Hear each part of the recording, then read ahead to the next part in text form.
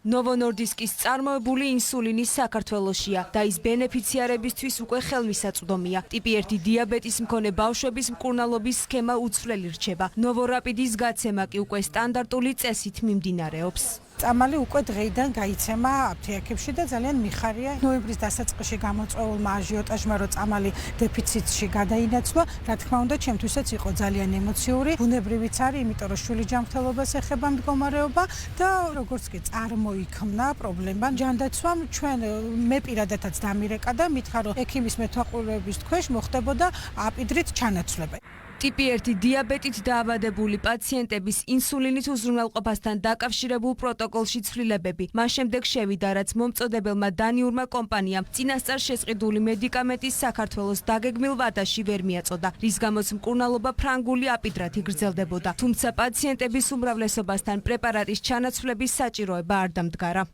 შეფერხება შეეხო ხანმოკლე მოქმედების ინსულინს Novo Rapid-ს, რომელიც ნამდვილად აუცილებელია 6 წლამდე ასაკში. 6 წლამდე საქართველოში დიაბეტი აქვს 125 ბავშვს.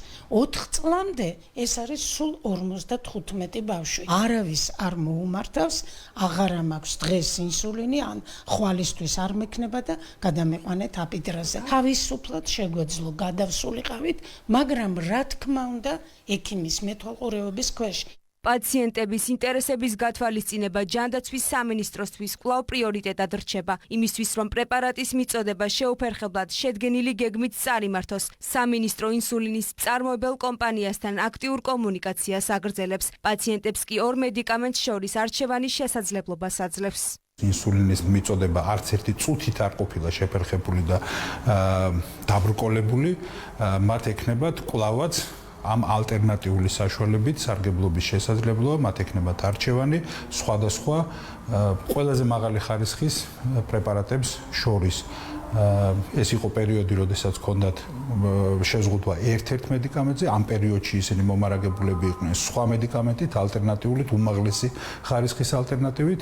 დღეიდან კვლავ ექნებათ მათ სარგებლობის შესაძლებლობა ორივე მედიკამენტით. ტიპი 1 დიაბეტის სამკურნალო ორივე მედიკამენტის მარაგი შევსებულია. სახელმწიფო კი პაციენტებისთვის მათ უფასოდ მიწოდებას განაგრძობს.